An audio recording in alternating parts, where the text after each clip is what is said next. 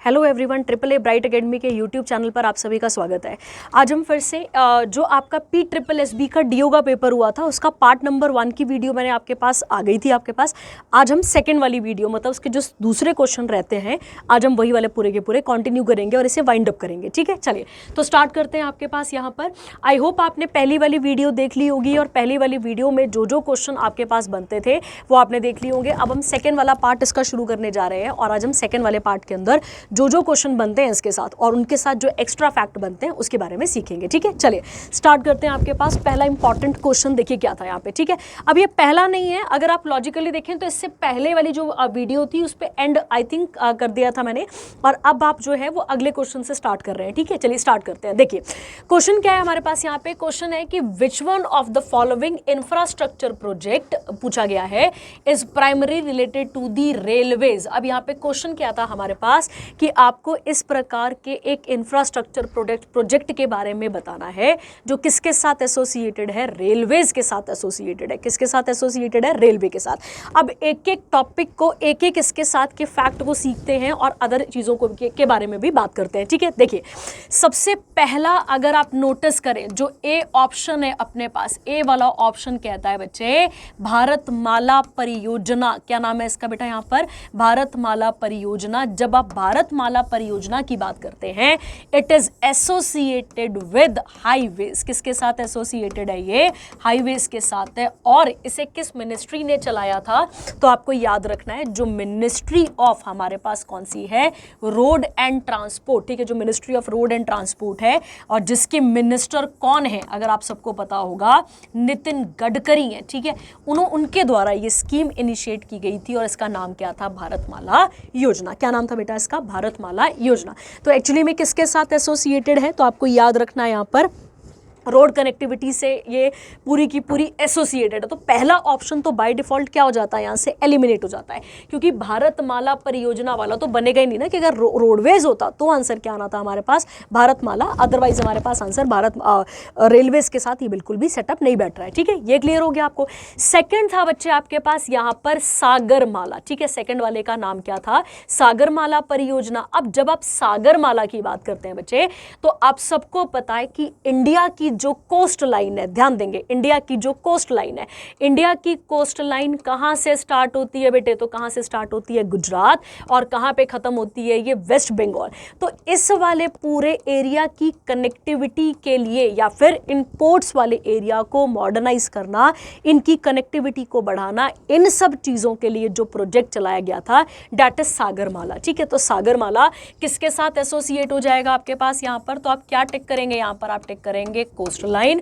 और coastal line India की, ठीक है, 7516.7 किलोमीटर हमें देखने को मिलती है। ठीक है, तो दोनों ऑप्शन क्या हो गए आपके पास? यहाँ पे एलिमिनेट हो गए और दोनों आपको क्लियर रखना है कि एक किसके साथ है? मिनिस्ट्री ऑफ एक कौन सा आता है? हाईवेज के साथ है भारतमाला प्रोजेक्ट। और भी बहुत सारी योजनाएं हैं जो किसके साथ चलाई गई हैं? रोडवेज के लिए, जैसे प्रधानमंत्री ग्राम सड़क योजना। आप सबने सुना होगा इसके बारे में, प्रधानमंत्री ग्राम सड़क योजना। उसके अलावा एक आप याद कर सकते हैं गोल्डन क्वाड्रिलेटरल। क्या याद कर सकते हैं आप? यहाँ पे मैं लिख देती हूँ, यहाँ पे एक आप याद रखेंगे प्रधानमंत्री ग्राम सड़क योजना। ठीक है, याद रखेंगे आप। और ग्राम सड़क योजनाएं ऐसी एक कहाँ चली थी? एक अर्बन एरियाज के लिए भी थी। ये आपको यहाँ पर याद रखना है। ठीक है, ये आपको क्लियर रखना है। उसके अलावा एक सेकंड आपके पास आता है गोल्डन क्वाड्रिलेटरल, जिसमें 4 जो बड़ी बड़ी सिटीज हैं उन्हें कनेक्शन करना था या उन्हें कनेक्ट करने की बात इसमें की गई थी। ठीक है, तो ये हो गए आपके पास 2 ऑप्शन जो बिल्कुल भी किसके साथ नहीं मैच करते हैं? आपके रेलवेज के साथ मैच नहीं करते हैं। ठीक है, चलिए अब हम बढ़ते हैं इसके साथ तीसरे ऑप्शन पे। और तीसरा ऑप्शन क्या था बच्चे? यहाँ पर हमारे पास था यहाँ पर वेस्टर्न डेडिकेटेड फ्राइट कॉरिडोर। ठीक है, ध्यान देते हैं बच्चा, अगर आप इसकी बात करते हैं इस वाले पॉइंट की जिसका नाम क्या था? Western dedicated freight corridor. तो एक्चुअली में यहाँ पे इस तरीके से एक प्रोग्राम चलाया गया था जिसका नाम है डेडिकेटेड फ्राइट कॉरिडोर। ये इसका नाम है पूरा एक्चुअली में।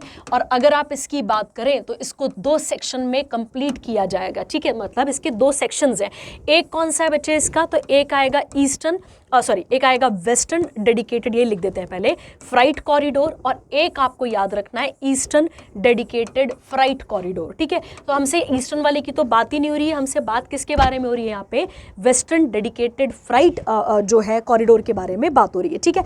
इसका मेन एम क्या था बच्चे, हाई स्पीड, ध्यान से सुनना, इसका मेन एम था जो हाई स्पीड है, हाई स्पीड और जो कनेक्टिविटी है उसे बढ़ाना था, किसके लिए, तो उसे बढ़ाना था किसके लिए, रेलवेज के लिए। तो हमारा आंसर क्या निकल कर आ रहा था यहाँ पर, तो आपको क्या याद करना था, इसका आंसर हमारे पास आ रहा था सी, ये आपको यहाँ पर क्लियर रखना था, ठीक है। अगर हम इसकी बात करें तो ये यूपी से लेकर अगर हम बात करते हैं मुंबई को कनेक्ट करने की बात कर रहा है, और इसके बीच में और भी बहुत सारे स्टेट्स आ जाएंगे, और लगभग कितने किलोमीटर कंप्लीट करेगा, ये कितना किलोमीटर होगा इसका डिस्टेंस, तो आपको याद रखना है 1500 किलोमीटर आपने याद रखना है। और इस WDFC को बनाने के लिए कौन सी एजेंसी मदद कर रही है, तो डैट इज जापान, ये इसका आंसर आपके पास निकल कर आता है, ठीक है। तो क्वेश्चन नंबर 1 क्या था कि इनमें से कौन सा वाला जो है वो किसके साथ एसोसिएटेड है, आपके पास क्वेश्चन क्या था, किसके साथ एसोसिएटेड है, रेलवेज के साथ। तो भारतमाला किसके साथ है, हाईवे। सागरमाला किसके साथ है बेटा, सागरमाला कोस्ट लाइन, और कोस्ट लाइन के अंदर ही आ जाते हैं आपके पास क्या बेटे, पोर्ट्स आ जाते हैं, ठीक है। और कुछ पोर्ट्स हमने अभी करंट अफेयर में भी करे थे, जैसे वृंदावन पोर्ट अगर आपको याद हो तो, ठीक है। चलिए उसके अलावा अगर हम बात करते हैं, सी क्या था आपके पास, सी ऑप्शन क्या था, वेस्टर्न डेडिकेटेड फ्राइट कॉरिडोर। तो मैंने आपको बता दिया कि डेडिकेटेड फ्राइट कॉरिडोर्स जो है इनके 2 सेक्शन है, एक ईस्टर्न वाला है, एक कौन सा है, वेस्टर्न वाला। यहाँ पर हम किसकी बात कर रहे हैं, वेस्टर्न वाले की बात कर रहे हैं, आपको क्लियर रखना था, ठीक है। और अब जो डी ऑप्शन था that is Delhi Mumbai industrial corridor, नाम से क्लियर हो रहा है बच्चे कि दिल्ली को मुंबई से जोड़ना था, पर कौन से वाली चीज के लिए, किस कॉरिडोर के लिए, तो आपको याद रखना है वो किसके साथ एसोसिएटेड है, इंडस्ट्रीज के साथ एसोसिएटेड है। क्लियर हो गया। चलिए तो ये था आपके पास पहला इंपॉर्टेंट क्वेश्चन जो कि यहाँ पर सॉल्व हो जाता है। सेकंड क्वेश्चन था बच्चे आपके पास बोकारो स्टील प्लांट। मैं आपको कई बार बच्चे क्लासेस में बता चुकी हूँ कि आपको एक बारी ज्योग्राफी की एनसीईआरटी कवर कर लीजिए, ठीक है, 6 से लेकर 10 तक की कवर कर लो, वहाँ पे ये सारे क्वेश्चन आपके पास हैं, ठीक है। तो क्या क्वेश्चन था हमारे पास यहाँ पे, बोकारो स्टील प्लांट इनमें से किस राज्य में क्या है, सिटुएटेड है। तो अब इसके बारे में बात कर लेते हैं और देख लेते हैं, ठीक है। देखिए बच्चा, एक्चुअली में ये कहाँ पर सिटुएटेड है, ऑप्शन क्या क्या है, उड़ीसा, उसके बाद है झारखंड, फिर क्या है छत्तीसगढ़, और देन क्या आता है आपके पास कर्नाटका। इसका आंसर क्या आना था बच्चे हमारे पास यहाँ पे, झारखंड, क्योंकि बोकारो स्टील प्लांट कहाँ पर है बच्चे, झारखंड में है। और ध्यान रखना है आपने, ये सेकेंड लार्जेस्ट स्टील प्लांट है इंडिया का, ध्यान रखेंगे, ये सेकेंड लार्जेस्ट स्टील प्लांट है, याद रखना है आपने। और अगर आपसे पूछा जाए पहला कौन सा है फिर, तो पहला आपको याद रखना है भिलई, सबसे पहला कौन सा है, भिलई स्टील प्लांट है। और सेकंड कौन सा आता है आपके पास यहाँ पे, तो आपने याद रखना है सेकंड कौन सा आता है, सेकंड आता है आपके पास ये बोकारो वाला। क्लियर है। और नाम क्या है बच्चे इसका, आयरन एंड स्टील, या फिर इसको बोकारो स्टील प्लांट के नाम से भी जाना जाता है, ठीक है। आपको एक बात और याद रखनी है, ये पब्लिक सेक्टर है, पब्लिक सेक्टर मतलब सरकारी है, ये आप याद रखेंगे, पब्लिक सेक्टर अंडरटेकिंग है ये, और इसे बनाने में हमारी मदद किसने करी थी, तो आप याद रखेंगे सोवियत यूनियन, ठीक है। और जब भी हम सोवियत की बात करते हैं मतलब हम किसकी बात कर रहे हैं, रशिया की बात यहाँ पर कर रहे हैं, ठीक है। चलिए तो ये था आपके पास एक और इंपॉर्टेंट क्वेश्चन, सीधा सीधा आंसर था, कोई घुमाने वाला क्वेश्चन नहीं था। चलिए अगला देखते हैं। अगला क्वेश्चन था, who was the first woman president of United Nation General Assembly, ठीक है। अब ध्यान देते हैं, ये क्वेश्चन थोड़ा सा लेंदी है क्योंकि एक एक ऑप्शन मैं आपको बता देती हूँ और इसके साथ फिर हम बात कर लेते हैं, ठीक है। देखिए बच्चा, जब भी हम सबसे पहले बात करते हैं किसकी, यहाँ पर हम बात करते हैं यूनाइटेड नेशंस की बात कर लेते हैं। तो यूनाइटेड नेशन कब बना था अपने पास, तो हमें याद रखना है कब बना था बच्चे, 1945 में। तो पहला क्वेश्चन तो यही क्लियर हो गया आपको। उसके बाद अगर हम बात करें इसकी मेंबर कंट्रीज कितनी है, तो हमें याद रखना है 193 क्या आती है बच्चा, इसकी मेंबर कंट्रीज आ जाती हैं, ये भी क्लियर हो गया। सेकंड हमें यहाँ से क्या सीखना है बच्चे कि यूएन की कितनी बॉडीज हैं, कितनी इंपॉर्टेंट और स्पेशलाइज्ड बॉडीज हैं, तो आप याद रखेंगे कितनी है बच्चा, 6 हैं। उसमें से कौन कौन सी हैं मैं आपको करंट अफेयर में भी करा चुकी हूँ, जैसे कि यूनाइटेड नेशन जनरल असेंबली। अब ध्यान देना यहाँ पे क्या क्वेश्चन पूछा गया है। सेकंड है यूनाइटेड नेशन सिक्योरिटी काउंसिल, उसके बाद United nation economic and social council, ठीक है, याद रखेंगे आप। उसके अलावा यूनाइटेड नेशन ट्रस्टीशिप काउंसिल, ये भी आप यहाँ पर क्लियर रखेंगे। एक और आ गई आपके पास यहाँ पे, और उसके अलावा 4 हो चुकी हैं, 5 और 6 रह गई आपके पास, ठीक है। तो 5वीं कौन सी आती है आपके पास, याद रखना है यूएन सेक्रेटरीट। क्या आ जाता है यहाँ पे, यूएन सेक्रेटरीट आ जाता है। और उसके अलावा एक और आता है आपके पास इंटरनेशनल कोर्ट ऑफ जस्टिस, ये आपको यहाँ पर क्लियर रखना है, ठीक है। तो ये किसकी बॉडीज है बच्चे, तो आप याद रखेंगे यूएन की। अब समझो क्वेश्चन क्या था यहाँ पे, ठीक है। क्वेश्चन था ये जो यूनाइटेड नेशन जनरल असेंबली है, इसकी फर्स्ट वुमेन प्रेसिडेंट कौन थी, ये क्वेश्चन हमसे यहाँ पर पूछा गया था, ठीक है। चलिए इसके बारे में बात कर लेते हैं और पूरा डिटेल में यहाँ पर समझ लेते हैं, ठीक है। चलिए क्वेश्चन क्या था बच्चे हमारे पास यहाँ पे कि अच्छा ऑप्शन क्या क्या है, विजय लक्ष्मी पंडित है। सेकंड ऑप्शन क्या है हमारे पास यहाँ पे, सरोजिनी नायडू, फिर रीता फारिया, और फिर क्या आता है आपके पास यहाँ पर एक और नाम, एनी बेसेंट, ठीक है। चलिए ध्यान देते हैं, इसका आंसर आपके पास आना है ए, और हम किसकी बात कर रहे हैं यहाँ पर, हम बात कर रहे हैं विजय लक्ष्मी पंडित की, ठीक है। ध्यान देंगे आप, किसकी बात कर रहे हैं हम यहाँ पर, विजय लक्ष्मी पंडित, ठीक है। तो विजय लक्ष्मी पंडित कौन थी, तो पहला तो आपको याद रखना है, डॉटर हैं ये किसकी, तो आप याद रखेंगे मोतीलाल नेहरू की बेटी हैं। और क्या नाम था इनका, तो आपको याद रखना है इनका नाम था विजय लक्ष्मी पंडित। क्या नाम था इनका, विजय लक्ष्मी पंडित, ठीक है। 1953 में इन्हें क्या किया गया था, इलेक्ट किया गया था। और ये कौन से नंबर की प्रेसिडेंट थी, तो आप याद रखेंगे 8th नंबर की प्रेसिडेंट थी। जिन्होंने किसे हेड करा है बच्चे, तो आप याद रखेंगे जिन्होंने हेड करा है किसको, तो आप याद रखेंगे यूनाइटेड नेशन जनरल असेंबली की काउंसिल या फिर प्रेसिडेंटशिप को संभाला था। क्लियर हो गया, पहला क्वेश्चन आपके पास ये बन गया। अब सेकंड देखते हैं बच्चा, सेकंड ऑप्शन क्या है हमारे पास, और उसके साथ मिलता जुलता क्वेश्चन देखते हैं। सेकंड क्या है अपने पास यहाँ पे, सरोजिनी नायडू, ठीक है। क्या ऑप्शन है यहाँ पर, सरोजिनी नायडू। जब भी हम सरोजिनी नायडू की बात करते हैं, ध्यान देंगे इनकी बर्थ एनिवर्सरी कब आती है बच्चे, हर साल 13 फरवरी को आती है।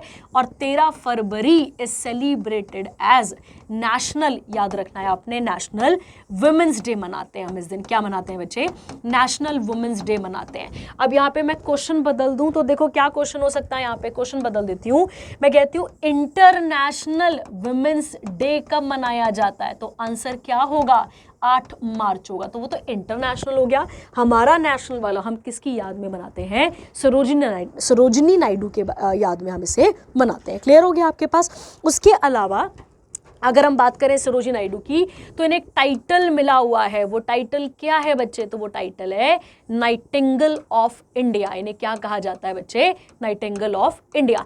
इनका बहुत इंपॉर्टेंट रोल है, गांधी जी के साथ भी कह सकते हैं, या इंडियन फ्रीडम स्ट्रगल में एक इनका बहुत इंपॉर्टेंट रोल है किसका, सरोजिनी नायडू का। जैसे सेकेंड राउंड टेबल कॉन्फ्रेंस में जाना, उसके अलावा कांग्रेस को हेड करना। तो ध्यान देंगे आप यहाँ पर, मैंने क्या बोला, इन्होंने कांग्रेस का सेशन हेड करा है। तो 1925 में सेशन हो रहा था कहां पर, कानपुर में। और इसकी प्रेसिडेंट कौन थी, तो आप याद रखेंगे सरोजिनी नायडू। और सरोजिनी नायडू फर्स्ट, ध्यान देना यहाँ पे, फर्स्ट इंडियन प्रेसिडेंट कह सकते हैं, या फर्स्ट इंडियन वुमेन प्रेसिडेंट, ये आपने यहाँ पर याद रखना है, ठीक है। तो फर्स्ट इंडियन वुमेन प्रेसिडेंट कौन थी बच्चा, तो आप क्या टिक करेंगे, सरोजिनी नायडू। क्लियर हो गया आपके पास। इन्हें नाइटिंगेल कहा जाता है इन्हें इनकी पोएम्स की वजह से। एक इनकी पोएम है बहुत फेमस जिसका नाम है in the bazaars of Hyderabad, ठीक है, in the bazaars of Hyderabad, ठीक है। ये आपने यहाँ पर याद रखना है। आ जाएगा क्वेश्चन तो ठीक है, नहीं तो कोई दिक्कत नहीं है, पर आप याद रखेंगे, ठीक है, in the bazaars of the Hyderabad. या कभी एलिमिनेशन में कोई ऐसा आ जाए क्वेश्चन तो आप याद रखेंगे ये किसकी है किताब नहीं, sorry, I am so sorry, poem है किसकी, सरोजिनी नायडू की, ठीक है। चलिए उसके बाद अगर हम बात करते हैं, आप सबको पता होगा बच्चे, सरोजिनी नायडू उत्तर प्रदेश की क्या रही है, पहली गवर्नर रही हैं। तो ये भी आप इसके साथ लिख लेंगे, क्या रही है बच्चे, उत्तर प्रदेश की ये पहली गवर्नर रही है, ठीक है। क्लियर हो गया। अब बढ़ते हैं किस पे, अब आता है अपने पास कौन सा वाला ऑप्शन यहाँ पे, अगला ऑप्शन हमारे पास है एनी बेसेंट को लेकर। तो चलिए एनी बेसेंट के बारे में भी बात कर लेते हैं और क्या क्या क्वेश्चन बनते हैं इनसे, इनके बारे में देख लेते हैं। ठीक है, चलिए बच्चा, जब भी हम एनी बेसेंट की बात करते हैं, ध्यान देंगे, जब भी हम एनी बेसेंट की बात करते हैं, ये कहाँ से आई थी, तो आपको याद रखना है सबसे पहले ये कहाँ से आई थी बच्चा, तो ये आई थी कहाँ से, आयरलैंड से। क्लियर हो गया पहला क्वेश्चन। सेकंड आपको याद रखना है ये किस सोसाइटी से बिलोंग करती थी, तो आप याद रखेंगे थियोसोफिकल, क्या नाम आता है बच्चे, थियोसोफिकल मूवमेंट कह सकते हो या थियोसोफिकल सोसाइटी, इसके साथ ये एसोसिएटेड थी, याद रखना है आपने। ठीक है, उसके अलावा इनकी अगर हम बात करते हैं तो इनको कहा जाता है first women president of INC। तो इंडियन नेशनल कांग्रेस की पहली फीमेल कौन थी, तो आप याद रखेंगे पहली फीमेल कौन थी, एनी बेसेंट। और कब बनी थी बच्चा, तो 1917 का सेशन हेड करा था, और वो सेशन कहाँ पर हो रहा था बेटे, तो आपको याद रखना है वो सेशन कैलकाटा में हो रहा था। क्लियर हो गया। सेकंड आपको बात यहाँ पर याद रखना है कि इन्होंने ही एक यूनिवर्सिटी का गठन करा था, जिसे स्कूल भी कह देते थे उस समय पे, जिसका नाम था सेंट्रल हिंदू यूनिवर्सिटी। ठीक है, आप ऐसा कह सकते हैं, सेंट्रल हिंदू कॉलेज भी कह सकते हैं। इसकी स्थापना किसने करी थी, तो आप याद रखेंगे एनी बेसेंट ने इसकी स्थापना करी थी। ठीक है, याद रखना है आपने। और अगर हमसे पूछा जाए कब करी थी, तो आप याद रखेंगे 1898 में किसकी स्थापना करी है इन्होंने, सेंट्रल हिंदू कॉलेज की। ठीक है, अब यही से क्वेश्चन निकालते हैं और यहीं से इस क्वेश्चन को समझ लेते हैं। ठीक है, देखिए, अगर हम बात करते हैं किसकी बच्चा, ऐसे हिंदू कॉलेज की बात करते हैं, इसी हिंदू कॉलेज को आज हम किस नाम से जानते हैं, तो आपको याद रखना है बनारस हिंदू यूनिवर्सिटी के नाम से जाना जाता है। ठीक है, क्लियर हो गया आपके पास। तो ये थे 4 ऑप्शन और हमें आंसर क्या टिक करके आना था बच्चे, हमें आंसर टिक करना था विजय लक्ष्मी पंडित। क्या टिक करना था हमें आंसर यहाँ पर अपना, विजय लक्ष्मी पंडित। ठीक है, याद रखेंगे आप। अच्छा, एक छूट गया यहाँ पर आपके पास, और वो क्या था आपके पास, रीटा फारिया। रीटा फारिया आपको याद रखना है बच्चे, मिस वर्ल्ड रही है इंडिया, ऐसा कह सकते हो, फर्स्ट इंडियन जो है वो क्या रही है, ये मिस वर्ल्ड रही है, याद रख सकते हैं आप, फर्स्ट इंडियन, और डॉक्टर भी थी ये, तो याद रखेंगे आप, ये क्या बनी थी हमारे पास, Reita Faria first Miss World बनी थी, याद रखेंगे आप, और कब बनी थी, 1966 में। ठीक है, चलिए, तो ये हो गए 3 क्वेश्चन हमारे पास। नेक्स्ट क्वेश्चन देखते हैं। नेक्स्ट क्वेश्चन है बच्चा, इन विच ईयर द फर्स्ट है शायद, I think, sorry, first round table conference कब हुई थी। ठीक है, चलिए बात कर लेते हैं यहाँ पर और इसके बारे में डिटेल में समझ लेते हैं। ठीक है, देखिए क्या है क्वेश्चन, क्या है यहाँ पर, क्वेश्चन है राउंड टेबल कॉन्फ्रेंस। पहला समझते हैं बच्चे, इन्हें हम RTC लिखेंगे शॉर्ट में। ठीक है, पहला क्वेश्चन, कितनी RTC हुई हैं, तो पहला क्वेश्चन पेट याद रखना है आपने, कितनी RTC हुई है, टोटल 3 हुई है। ठीक है, याद रखेंगे आप 3। अब इसका क्या बैकग्राउंड है, थोड़ा सा पहले बैकग्राउंड तैयार करते हैं ताकि हमें समझ में आए कि हम क्या पढ़ने जा रहे हैं। ठीक है, ध्यान देते हैं। जब हम इसके बैकग्राउंड की बात करते हैं बेटा, तो इसका बैकग्राउंड कहता है कि एक्चुअली में इंडिया में कमीशन आया था, और उस कमीशन का नाम क्या था, साइमन कमीशन। ठीक है, और साइमन कमीशन की जब भी हम बात करते हैं, ये इसमें कितने लोग आए थे, 7, और सातों के सातों कैसे लोग थे बच्चे यहाँ पे, तो ये सातों के सातों वाइट मैन थे, जिसके कारण इंडिया में नारा लगा था, और वो नारा क्या था, साइमन गो बैक के नारे लगना शुरू हो चुके थे। ठीक है, तो याद रखेंगे आप, साइमन कमीशन जब आता है तो कोई इससे मिलता नहीं है, और इसी में अगर आपको याद हो, इसी साइमन कमीशन में किसकी डेथ हुई है बच्चा, तो आपको कई बार मैं बता चुकी हूँ क्वेश्चन फॉर्म में भी, क्या नाम था उनका, लाला लाजपत राय, ये आपने यहाँ पर याद रखना है। ठीक है, और नारा क्या लगा था इसके लिए, तो नारा क्या था, याद रखेंगे आप, स्लोगन क्या था, स्लोगन था साइमन गो बैक, ये आपने यहाँ पर क्लियर रखना है। ठीक है, क्लियर हो गया। और जब साइमन कमीशन भी फेल हो गया, तो जो वहाँ पे लेबर पार्टी है, ध्यान रखेंगे कहाँ पर है लेबर पार्टी, इंग्लैंड में, इस लेबर पार्टी ने डिसाइड करा और कहा कि एक सीरीज ऑफ क्या होनी चाहिए, राउंड टेबल कॉन्फ्रेंसेस, और उनमें हम किसकी बात सुनेंगे, हम इंडियंस को बुलाएंगे, और इंडियन मतलब कांग्रेस को या अदर पार्टीज को बुलाएंगे, और उनकी प्रॉब्लम्स को सुनने की बात वहाँ पर हम करेंगे। ठीक है, क्लियर हो गया आपके पास, ये आपको यहाँ पर क्लियर रखना था। तो पहले आपको बैकग्राउंड पता होना चाहिए कि क्या इसके बारे में बोला गया है। ठीक है, दूसरी बात, इन टेबल का नाम, ठीक है, मतलब इसका नाम है एक्चुअली में राउंड टेबल। तो अब इसका मतलब ये नहीं है बेटा कि सारे टेबल राउंड ही थे वहाँ पर बोलने का मतलब है मीटिंग का नाम क्या था आपके पास, राउंड टेबल कॉन्फ्रेंस। और जब भी राउंड टेबल वर्ड यूज होता है इसका मतलब है बच्चे, इसका मतलब है कि एक्चुअली में इंडियंस को अंग्रेज़ों के इक्वल बैठाना, ठीक है। मतलब ये पहला मौका था, ये पहली बारी था जब अंग्रेज़ हमें क्या समझ रहे थे, अपने इक्वल समझ रहे थे और अपने इक्वल हमें यहाँ पर बुलाने की तैयारी कर रहे थे। करेंगे तो बेटा हमें जलील ही वो, पर आप ऐसा कह सकते हो कि हमें वहाँ पर बुलाने की बात कर रहे थे, ठीक है। क्लियर हो गया यहाँ पर सबके पास। अब देखते हैं क्वेश्चन को, और क्वेश्चन के साथ क्या क्या बनता है वो देख लेते हैं, ठीक है। चलिए, और जब ये साइमन कमीशन चल रहा है तो इसके बाद एक और प्लानिंग चल रही है, दैट इज कि हम क्या शुरू करने वाले हैं, सिविल डिसोबीडियंस मूवमेंट, ठीक है। ये भी आपको यहाँ पर याद रखना है, ठीक है। चलिए अब बात करते हैं इसके बारे में एक एक करके और ध्यान से इसके बारे में समझ लेते हैं, ठीक है। चलिए, तो पहला क्वेश्चन क्या था हमारे पास यहाँ पे कि फर्स्ट आरटीसी कब हुई है, यही क्वेश्चन है हमारे पास। चलिए इसके बारे में बात करते हैं और पहली आरटीसी कब हुई थी इसके बारे में डिटेल में बात कर लेते हैं, ठीक है। देखो क्या पूछा था हमसे यहाँ पे, अच्छा ये तो क्लियर हो गया आपको कि पहली बार अंग्रेज हमें इक्वली ट्रीट करने वाले हैं, इसीलिए इसका नाम क्या आता है आपके पास, राउंड टेबल कॉन्फ्रेंस आता है, ठीक है। चलिए ध्यान देते हैं यहाँ पे। अब ये जो राउंड टेबल कॉन्फ्रेंस है बच्चा, ये पहली आरटीसी नवंबर 1930 में बुलाई गई थी। तो ध्यान देंगे आप यहाँ पे कि पहली जो आरटीसी है, जो फर्स्ट राउंड टेबल कॉन्फ्रेंस है, ये नवंबर 1930 को बुलाई गई थी। और किस प्राइम मिनिस्टर के द्वारा, तो पीएम का नाम था रामसे मैकडॉनल्ड। क्या नाम था बच्चे, रामसे मैकडॉनल्ड। ये आपको यहाँ पर याद रखना है, इन्होंने बुलाई थी। और इसके साथ साथ आप याद रखेंगे राजा कौन था, तो जॉर्ज 5 करके एक राजा था जिसने इस वाली मीटिंग को बुलाया था, ठीक है। अब इस वाली मीटिंग में बेटा सब गए, ध्यान रखना सबने अटेंड करा है। जैसे कि अगर आपको पता हो प्रिंसली स्टेट्स जो थे उस समय पे, उन्होंने भी पार्टिसिपेट करा। मुस्लिम लीग हो गई, हिंदू महासभा हो गई, अदर और भी बहुत सारी पार्टीज हैं जिन्होंने पार्टिसिपेट करा था। पर आपको याद रखना है, पर किसने पार्टिसिपेट नहीं करा है, इंडियन नेशनल कांग्रेस या फिर आप गांधी भी कह सकते हैं, इन्होंने पार्टिसिपेट नहीं करा है, ठीक है। और जब इसकी अनाउंसमेंट हुई तो बंदर बांट हुआ भाई, क्यों, क्योंकि सबको इंग्लैंड जाना था, फ्री में जाना था, फ्री में खाना पीना रहना था और अपनी अपनी प्रॉब्लम्स वहाँ जाकर बतानी थी। प्रॉब्लम भी नहीं बतानी थी बेटा, एक्चुअली में मीटिंग अटेंड करनी थी, ठीक है। तो ये सारे के सारे कहाँ जाएंगे, बहुत खुशी खुशी वहाँ जाएंगे। पर कौन नहीं जाएगा बच्चे यहाँ पे, गांधी जी और इंडियन नेशनल कांग्रेस पार्टिसिपेट नहीं करेगी। अब समझो कि इनको क्या लग रहा है अंग्रेजों को, अंग्रेजों ने देखा कि बाकी तो सब आए और बिल्कुल ऐसे ची ची पी पी हो रही है कि कोई कुछ बोल रहा है, कोई कुछ बोल रहा है, कोई कुछ बोल रहा है, ठीक है। तो उनको रियलाइज हुआ कि एक्चुअली में हम बारात तो उठा ला इंडिया से, पर दूल्हे को छोड़ा है भाई, ठीक है, सीधी बात है। इसीलिए कई बारी पहली आरटीसी को बिना दूल्हे की बारात भी कहा जाता है, ठीक है। तो मतलब हम बारात तो ले आए पर दूल्हा छोड़ा है, और दूल्हा कौन है यहाँ पे, कांग्रेस भी कह सकते हैं आप या गांधी भी कह सकते हैं। क्लियर हो गया। तो पहली आरटीसी का जो आउटकम है वो आपको याद रखना है, वो फेल ही रहा है, आप यहाँ पर क्लियर रखेंगे, ठीक है। चलिए अब बढ़ते हैं किस पे, सेकंड वाली पे, ठीक है। क्योंकि मैंने आपको क्या बोला, कितनी आरटीसी हुई है, 3 हुई है। जो सेकंड वाली है बच्चे वो कब होती है, 1931 पे होगी, ठीक है। याद रखना सारी सर्दियों पे ही होनी है, 1931 पे होनी है।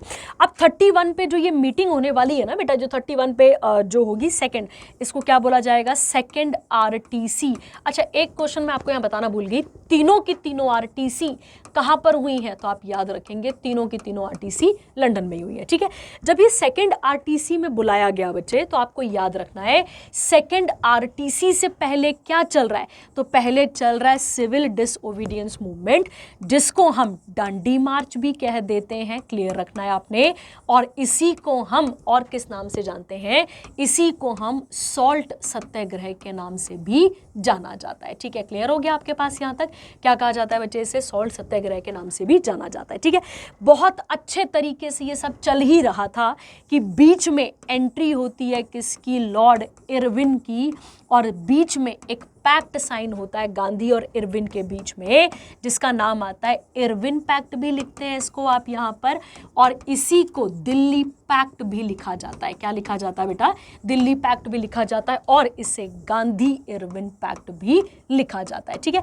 जैसे ये पैक्ट साइन हुआ, कब साइन हुआ था, ये 5 मार्च 1931 को साइन हुआ। ठीक उसके तुरंत बाद इसी के अंदर बोल दिया गया था बच्चे कि हम सिविल डिसओबीडियंस मूवमेंट को क्या कर रहे हैं, थोड़ा थोड़े समय के लिए सस्पेंड कर रहे हैं और हम कहाँ जाएंगे, हम जाएंगे सेकंड आरटीसी में। तो दुला गया, पर इस बार भी दुला कुछ ज़्यादा आउटकम कर नहीं पाए यहाँ पर भी, क्योंकि बहुत सारी बीच में और बहुत सारी प्रॉब्लम्स चल रही थी, तो ये प्रॉपर तरीके से नहीं हो पाई। ठीक है, ये भी आपको क्लियर रखना है। उसके बाद मैंने क्या बोला आपको, तीसरी आरटीसी, और तीसरी आरटीसी कब हुई है, या थर्ड राउंड टेबल कॉन्फ्रेंस कब हुई है, तो आपको याद रखना है थर्ड हुई है आपके पास 1932 में। ठीक है, तो 1931 में कौन सी वाली हुई थी बच्चा, सॉरी 30 में हुई थी पहली, 31 में कौन सी हुई है सेकंड, और जो थर्ड वाली है वो कब हुई है बच्चा, तो वो हुई है हमारे पास कब 1932 में। अगेन इसमें भी नॉट अटेंडेड बाय, ध्यान रखना है आपने, नॉट अटेंडेड बाय आईएनसी। ठीक है, तो आईएनसी ने यहाँ पे भी पार्टिसिपेट नहीं करा है, ये आपको सॉरी क्लियर रखना है। ठीक है, क्लियर हो गया वाला भी आपके पास। चलिए आगे बढ़ते हैं इसके बाद और अगला देखते हैं, है ना। और एक और बात आप याद रख सकते हैं, 19 इसी का रिजल्ट है, थर्ड आरटीसी का रिजल्ट है गवर्नमेंट ऑफ इंडिया एक्ट 1935। ठीक है, याद रखेंगे। चलिए हो गया क्वेश्चन आपके पास ये वाला भी।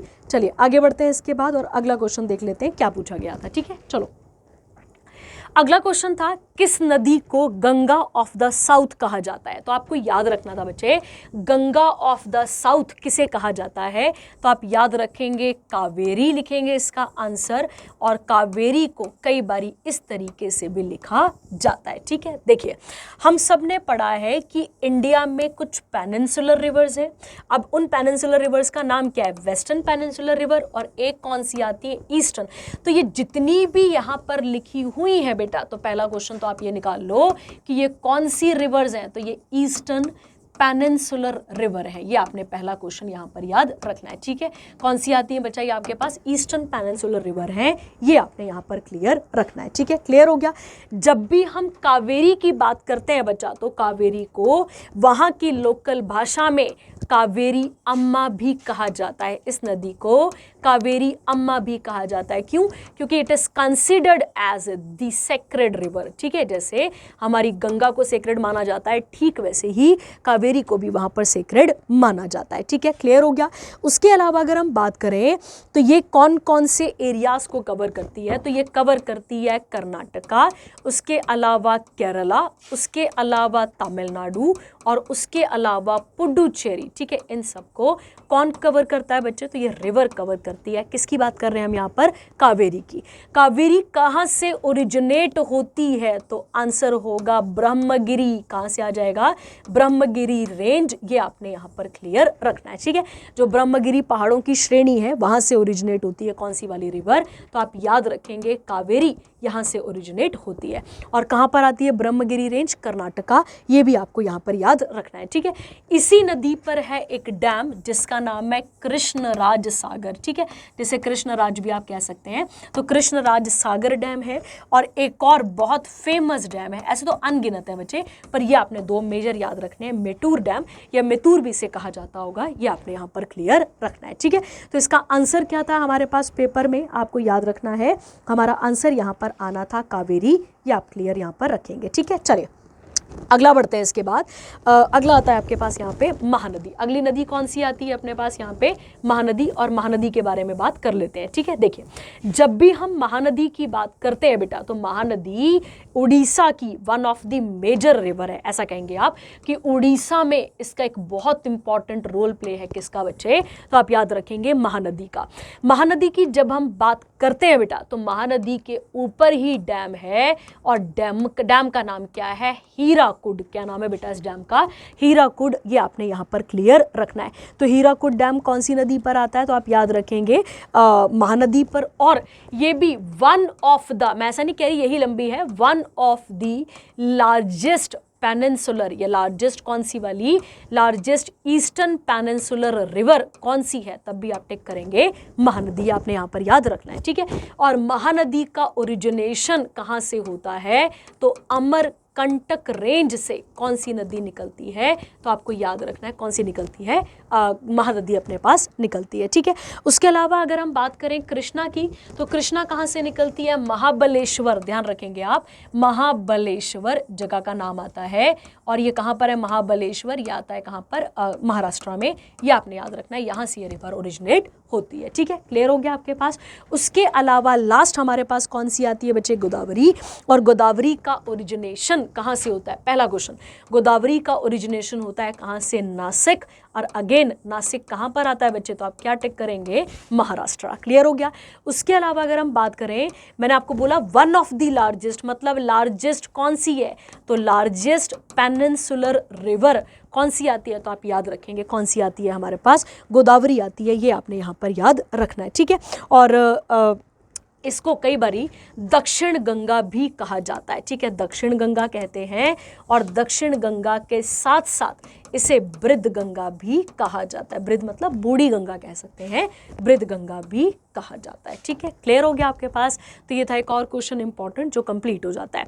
अगला क्वेश्चन है बच्चे, कौन से राज्य में गिर फॉरेस्ट है? गिर फॉरेस्ट है। अच्छा, एक क्वेश्चन और, एक याद रखना आपने, इसी गोदावरी नदी पर, मतलब इसी गोदावरी नदी के पास नासिक में मेला लगता है, मेले का नाम क्या है? कुंभ। अब आप बोलेंगे कुंभ तो यूपी में भी लगता है, हरिद्वार में भी लगता है, वो भी ठीक है, पर यहाँ पे भी लगता है, ठीक है, याद रखेंगे आप। चलिए अगला क्या कहता है यहाँ पर, इसके बाद याद रखना है अपना अगला कौन सा क्वेश्चन है यहाँ पर? गिर फॉरेस्ट, ठीक है बेटा। जब भी हम गिर फॉरेस्ट की बात करते हैं तो आपको याद रखना है, अब ये दो टर्म्स है इसके साथ, अगर आपको बताओ तो गिर नेशनल पार्क प्लस गिर वाइल्ड लाइफ सेंचुरी, एक ही बात है, ठीक है, घबराना नहीं है, एक ही बात है। जब भी ऐसा कोई टर्म आ जाएगा गिर के बारे में, तो Gir national park as well as कौन सा है बच्चे यहाँ पर हमारे पास क्या बोला गया, जो वाइल्ड लाइफ सेंचुरी है ये कहाँ पर आती है? तो ये आती है कहाँ पर? जूनागढ़ डिस्ट्रिक्ट। कहाँ पर आती है बच्चे? जूनागढ़। और जूनागढ़ कहाँ पर आता है? तो आप याद रखेंगे गुजरात। क्लियर हो गया। और ये होम है एक्चुअली में किसका? तो ये होम है किसका? एशियाटिक लायंस का, या लॉयन जो भी आप कहते हैं, एशियाटिक लॉयन का घर, या एशियाटिक लायन का घर कौन सा है? तो आप याद रखेंगे कौन सा आता है हमारे पास यहाँ पे? गिर नेशनल पार्क आपने याद रखना है, ठीक है। 1973 से पहले ध्यान देंगे, 1973 से पहले हमारा नेशनल एनिमल भी क्या था? तो हमारा नेशनल एनिमल लॉयन ही था, या लायन ही था। 1973 के बाद क्या बन गया है हमारे पास नेशनल एनिमल? तो आपने याद रखना है टाइगर। ये आपके पास क्वेश्चन एक निकल कर आ जाता है, ठीक है, क्लियर हो गया आपके पास। उसके अलावा अगर हम बात करें यहाँ पर इस नेशनल पार्क में, इस नेशनल पार्क में एक कम्युनिटी रहती है जिसका नाम है मालधारी, ठीक है। एक्चुअली में ये पेस्टोरल कम्युनिटी है। पेस्टोरल का मतलब होता है बच्चे जो खाने की तलाश में या अपने पशु के चारे की तलाश में एक जगह से दूसरी जगह मूवमेंट करते रहते हैं, उनको आप पेस्टोरल कहते हैं। तो ये ट्राइब भी कहाँ पर रहती है? तो आपको याद रखना है मलधारी वो लोग हैं, ऐसे लोग हैं, ऐसी कम्युनिटी है जो कहाँ पर रहती है बच्चे? जो कहाँ पर रहती है? गिर में रहती है, ठीक है, क्लियर हो गया।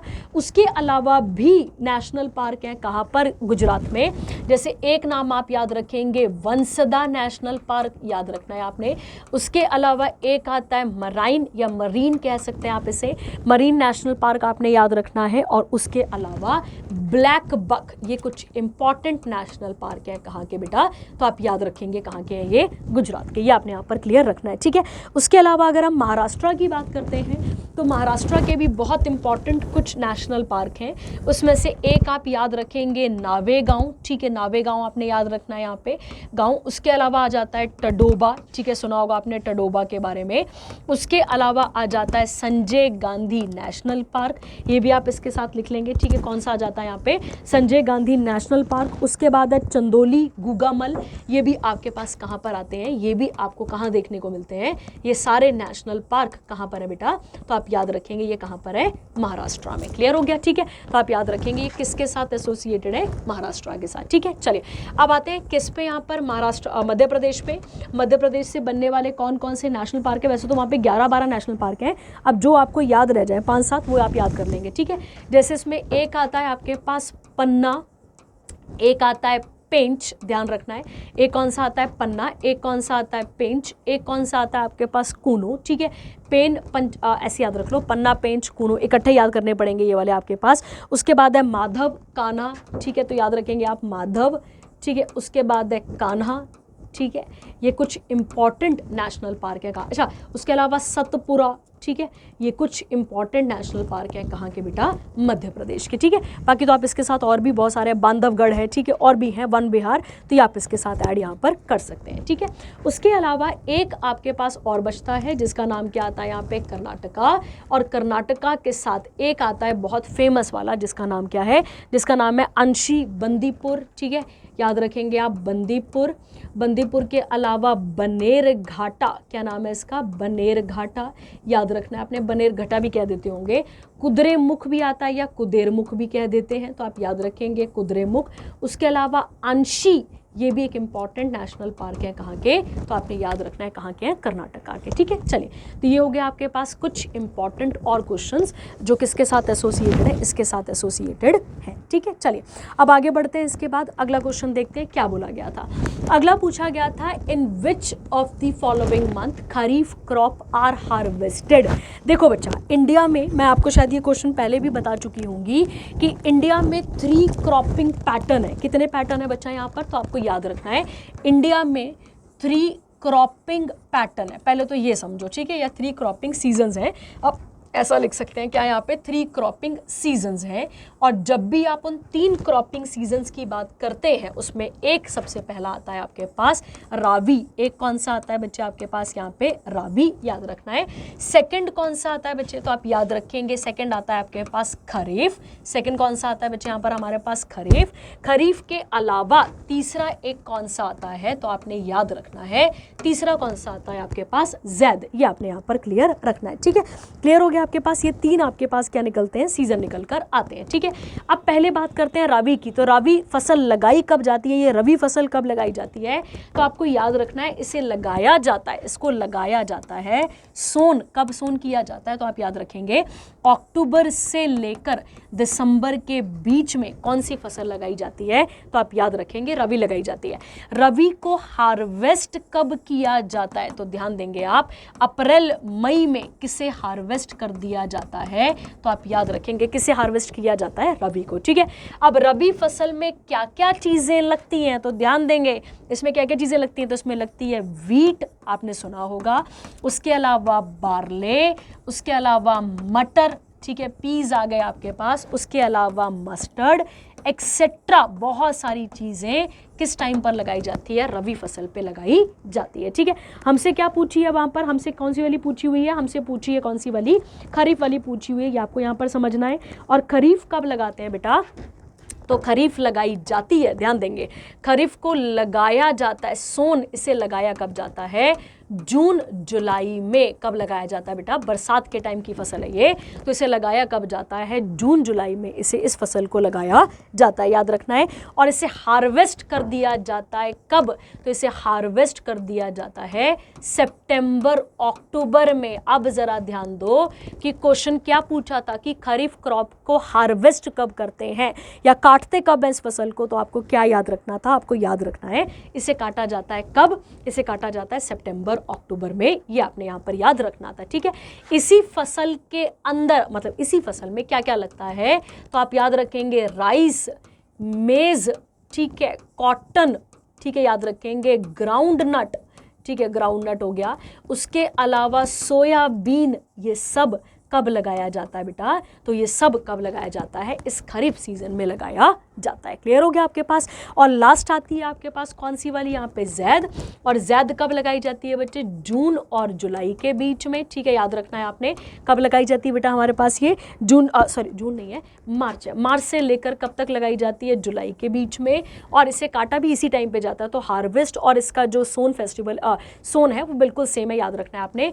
प्लस आपको याद रखना है इसमें क्या क्या लगाया जाता है, वेजिटेबल्स लगाई जाती हैं, फ्रूट्स लगाए जाते हैं, जैसे वाटरमेलन, मस्क मेलन, आप सबने सुना होगा, वो इसके साथ एसोसिएटेड आते हैं, ठीक है। तो आई होप आपको ये वाला क्वेश्चन भी यहाँ पर क्लियर हो गया होगा, ठीक है। अब आप कोई क्वेश्चन ऐसा गड़बड़ नहीं करेंगे, आपको ध्यान रखना है, ठीक है। चलिए आगे बढ़ते हैं और अगला क्वेश्चन देखते हैं क्या पूछा था। अगला पूछा था बच्चे, आफ्टर इंडिपेंडेंस इन 1953 भाषा के आधार पर बनने वाला राज्य कौन सा था। तो आप सबको पता होना चाहिए कि एक्चुअली में अब इसका भी थोड़ा सा बैकग्राउंड तैयार करोगे तो आपको समझ में आएगा कि क्या क्वेश्चन हमारे पास पूछा गया था, ठीक है।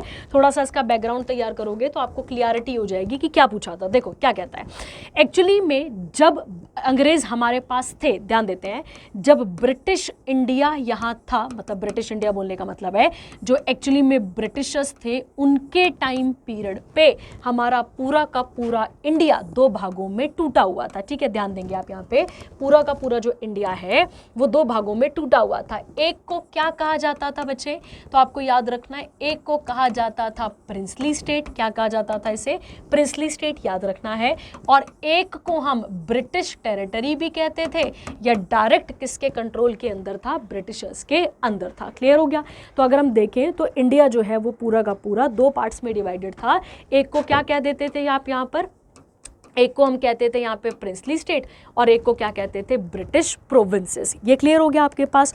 उसके बाद अगर हम बात करें, एक्ट आता है कौन सा वाला, इंडिपेंडेंस एक्ट आता है कब का, तो आपको याद रखना है 1947 का। और इस एक्ट के अंदर ध्यान देंगे, इस एक्ट के अंदर दो डोमिनियन बनते हैं।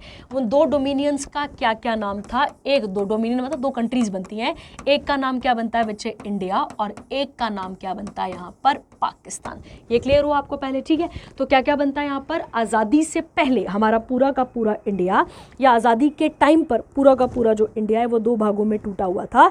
एक को कहते थे ब्रिटिश प्रोविंसेस और एक को क्या कहा जाता था, प्रिंसली स्टेट। ठीक है, और 1947 का इंडिपेंडेंस एक्ट आया जिसमें इंडिया और पाकिस्तान दो डोमिनियन बनाए गए और दो अलग अलग कंट्रीज यहाँ पर बना दी गई थी। ठीक है, अब देखो बेटा, अब यहाँ पर इन दोनों कंट्रीज के पास अंग्रेज जाते जाते यहाँ पे गेम खेल गए थे।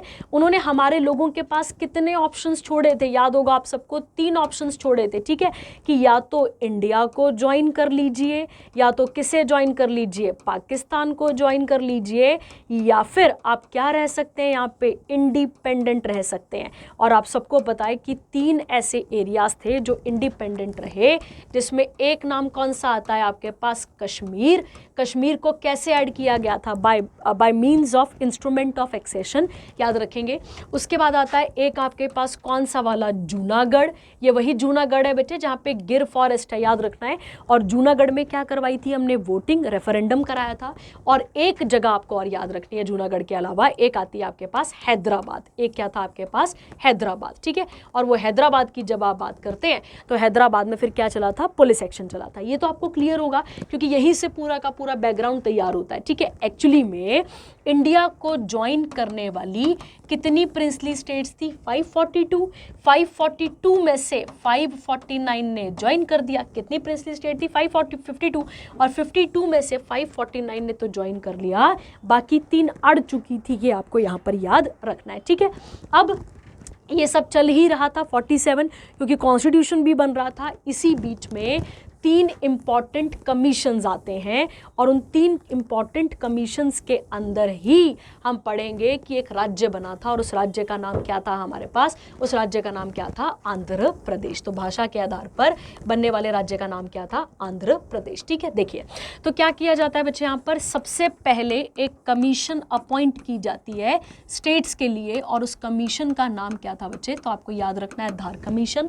और धार कमीशन किसके चेयरपर्सन कौन थे, तो आप याद रखेंगे एस.के. धार। क्या नाम था बेटा इनका, एस.के. धार। तो आपने याद रखना है धार कमीशन आई थी और इसका चेयरपर्सन कौन था, तो आप याद रखेंगे एस.के. धार इसके चेयरपर्सन थे। 1948 में ही ये बनती है और 1948 में ही अपनी रिपोर्ट को सबमिट कर देती है ये।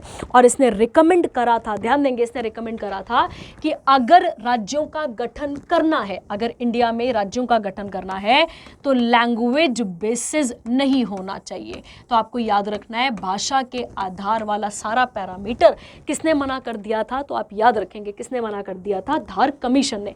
धार कमीशन ने कहा कि आप लिंग्विस्टिक बेसिस पे तो क्या नहीं बना सकते, आप लिंग्विस्टिक बेसिस पे तो कोई राज्य बना ही नहीं सकते हैं। ठीक है, ये बोल दिया था किस कमीशन ने बच्चे, सबसे पहले तो आप याद रखेंगे किस कमीशन ने, धार कमीशन ने। ठीक है, इसके बाद एक और कमीशन बनाई जाती है बच्चे जिसका नाम क्या आता है, क्योंकि स्टेट देश के अंदर एक बात चल रही है कि हमें अलग मतलब भाषा के आधार पर राज्य बनाइए, पर वो बन ही नहीं रहे, बन ही नहीं पाएंगे। ठीक है, इसी बीच में एक और नई कमीशन बन जाती है जिसका नाम क्या था, जेवीपी। जे से कौन है बच्चे, तो आपको याद रखना है जवाहरलाल नेहरू। ठीक है, याद रखेंगे आप। और दूसरे जवाहरलाल नेहरू आ जाते हैं आपके पास। वी से कौन है आपके पास? वल्लभ भाई पटेल, याद रखना है आपने, सरदार वल्लभ भाई पटेल, याद रखेंगे आप। और तीसरे पी से कौन है? तो पी से हैं पिताभी सीतारमैया। कौन है बच्चे? पिताभी सीतारमैया, ठीक है। अब इन्हें यहाँ पर अपॉइंट किया गया, रमैया, मैं लिख देती हूँ रमैया, ठीक है। इस कमेटी को बनाया गया दिसंबर 1948 में। इसका भी क्या काम था? इसका भी यही काम था कि आप देश भर में घूमिए और जाइए और देखिए कि क्या लोग, क्या भाषा के आधार पर कोई राज्य बन सकते हैं या नहीं बन सकते हैं। तो अगेन इस कमेटी ने अपनी रिपोर्ट को पेश करा था 1949 में। अगेन 49 में जब इसने रिपोर्ट को पेश करा, इसने भी लैंग्वेज को या लिंग्विस्टिक मैटर को क्या कर दिया? कैंसिल कर दिया, ठीक है। मीनवाइल पूरे के पूरे देश में, ठीक है, दंगे तो नहीं कहेंगे, पर पूरे के पूरे देश में उस समय पे यहाँ पर एक आवाज उठ रही थी। और स्पेशली कहाँ पर उठ रही थी बच्चे? साउथ इंडिया में। ध्यान रखना है आपने, साउथ इंडिया में दो भाषा बोलने वाले लोगों के बीच में कॉन्फ्लिक्ट चल रहा है। तेलुगु वर्सेस, आप याद रखेंगे किसके बीच में? मद्रास के बीच में। और तेलुगु जो है वो कहाँ पर बोली जाती है? आंध्र प्रदेश, आपने याद रखना है। इसके लिए एक लीडर लड़ रहे हैं जिनका नाम है पोटी सिररमुल्लू। क्या नाम है बच्चे इनका? पोटी सिररमुल्लू। और इस व्यक्ति ने, मतलब ऐसा कह सकते हैं इन लीडर ने 56 दिनों तक, 56 डेज तक क्या करी है बच्चे? हंगर स्ट्राइक करी। और जिसके कारण किसकी डेथ हो गई? पोटी सिररमुल्लू की डेथ हो गई। जैसे इनकी डेथ हुई, सरकार के ऊपर प्रेशर बना और मजबूरन इंडिया का भाषा के आधार पर पहला राज्य बनाना पड़ा, जिसका नाम क्या था आपके पास? आंध्र प्रदेश। क्लियर हो गया आपके पास। और ठीक इसके तुरंत बाद आंध्र प्रदेश मतलब बनता है राजधानी, आंध्र प्रदेश भाषा के आधार पर पहला राज्य बनता है। और राज्य बनने के बाद एक और कमीशन बनाई जाती है जिसका नाम क्या था बच्चे? फजल अली कमीशन। ध्यान रखना है। और इस फजल अली कमीशन के अंदर फिर किसका गठन किया गया था? राज्यों का गठन किया गया था, ठीक है। क्लियर है आपके पास। और एक और फैक्ट हम यहाँ से सीख सकते हैं ये वाला कि 2 जून 2014 को आंध्र प्रदेश को तोड़ा गया। और आंध्र प्रदेश को तोड़कर कौन सा स्टेट बनाया गया? एक और, तो आपने याद रखना है 29 नंबर का स्टेट था कौन सा वाला? तेलंगाना, ठीक है। चलिए, हो गया आपके पास ये वाला भी क्वेश्चन। चलिए अब आगे बढ़ते हैं इसके बाद और अगला क्वेश्चन देख लेते हैं। अगला क्वेश्चन है बच्चे ancient name of the river Ravi, ठीक है। क्या पूछा है यहाँ पे? रावी के नाम पूछे हैं। देखिए, आप सबको पता होना चाहिए कि जब भी हम बिपाशा की बात करेंगे, ठीक है, बिपाशा कौन सी नदी है? तो आपको याद रखना है बिपाशा कौन सी है बच्चे? तो आप याद रखेंगे ब्यास। कौन सी आती है? ब्यास। पुरुषनी कौन सी आती है? तो आप याद रखेंगे रावी, ठीक है। सरस्वती तो नहीं, बुद्धि, ये तो पुरानी पुरानी नदियां हो गई, तो आपको याद रखना है यहाँ पर। ऐसी आती है आपके पास एक और रिवर जिसका नाम आता है असिकनी। असिकनी को हम चंद्रभागा भी कहते हैं, ध्यान रखेंगे आप। और चंद्रभागा को ही हम आज किस नाम से जानते हैं? चेनाब। ये आपने यहाँ पर क्लियर रखना है, ठीक है। उसके अलावा अगर हम देखें तो सिंधु, सिंधु हम किसके लिए वर्ड यूज़ करते हैं? किस रिवर के लिए यूज़ करते हैं? इंडस, ठीक है। उसके अलावा गोमल, ठीक है, गोमल किसके लिए यूज़ होता है? तो आप याद रखेंगे गोमती। गोमती नदी के लिए क्या यूज़ किया जाता था? गोमल वर्ड का यूज़ किया जाता था। उसके अलावा सुतुद्री, ठीक है, आप सबने सुना होगा सुतुद्री। सुतुद्री किसका नाम आता है बच्चे यहाँ पर? तो आपको याद रखना है सतलुज नदी का नाम आता है, ये आप यहाँ पर क्लियर रखेंगे, ठीक है। उसके अलावा अगर हम बात करें यहाँ पे, एक आती है आपके पास वितास्ता। एक कौन सी आती है आपके पास यहाँ पे? वितास्ता। और वितास्ता को ही कहा जाता है झेलम, ये आपने यहाँ पर याद रखना है, ठीक है। तो ऐसे आप एक लिस्ट बना लेंगे पूरा का पूरा, जिसमें किस नदी का नाम क्या क्या है ये आप इसके साथ देख लेंगे, ठीक है। चलिए आगे बढ़ते हैं। और लास्ट क्वेश्चन आता है हमारे पास जिसका नाम क्या था? Arya Samaj was founded by, अच्छा पहला तो क्वेश्चन देखो क्या है, कब फाउंड हुआ है? एक क्वेश्चन तो ये निकल गया 1875 में। और किसके द्वारा फाउंड किया गया था? तो ये आपको यहाँ पर याद रखना है। पहला क्वेश्चन तो ये समझो, देखो बेटा, आर्य समाज एक्चुअली में एक क्या है? ये एक हिंदू रिफॉर्म मूवमेंट है, ठीक है। जब 1857 का युद्ध हो जाएगा ना बेटा, फिर तब हम अपने आप को ही ठीक करते रहेंगे। तो ये कौन सा मूवमेंट आता है आपके पास? हिंदू रिफॉर्म मूवमेंट आता है। और इसको चलाने वाले कौन थे? तो इसको चलाने वाले थे स्वामी दयानंद सरस्वती। ये आपने यहाँ पर याद रखना है, ठीक है। और इन्हीं स्वामी दयानंद सरस्वती का असली नाम क्या है? तो इनका असली नाम आपके पास आता है या रियल नेम आता है मूलशंकर। क्या नाम आता है बेटे इनका? मूलशंकर। ये आपने बिल्कुल नहीं भूलना है। उसके अलावा अगर हम बात करें, इन्हीं का वो बहुत फेमस स्लोगन है, go back to the Vedas. क्या है ये? Go back to the Vedas. ये आपने यहाँ पर क्लियर रखना है। किसका स्लोगन है ये? तो स्वामी दयानंद सरस्वती का है। ये आपने यहाँ पर क्लियर रखना है, ठीक है। और इनकी एक बहुत फेमस बुक है, बुक का नाम है सत्यरथ प्रकाश। क्या नाम है? सत्यरथ प्रकाश। ये भी आपने यहाँ पर क्लियर रखना है, ठीक है। चलिए, तो ये हो गए आपके पास कौन से वाले इंपॉर्टेंट। अच्छा, एक क्वेश्चन में और आपको, ये स्वामी रामदेव, श्रद्धानंद तो छोड़ो, ये देखो स्वामी विवेकानंद, इनकी याद में हम क्या मनाते हैं? National youth day. ध्यान देना है आपने। और कब मनाया जाता है नेशनल यूथ डे? 12 जनवरी को। और ऐसे ही 12 अगस्त को मनाया जाता है वर्ल्ड यूथ डे। ये लिख लेंगे आप, ठीक है। और ध्यान रखना है, इन्होंने एक मीटिंग हुई थी 1893 में, पार्लियामेंट ऑफ शिकागो, वहाँ पर गए थे ये, और उसी के बाद बहुत ज़्यादा फेमस हो गए थे। कौन? तो आपने याद रखना है कौन? हमारे स्वामी विवेकानंद, ठीक है। चलिए, तो ये थे आपके पास कुछ इंपॉर्टेंट क्वेश्चन। आई होप आपको यहाँ तक चीज़ें समझ में आई होंगी। कोई भी अगर आपको डाउट रहेगा तो आप पूछ सकते हैं। Thank you, have a nice day.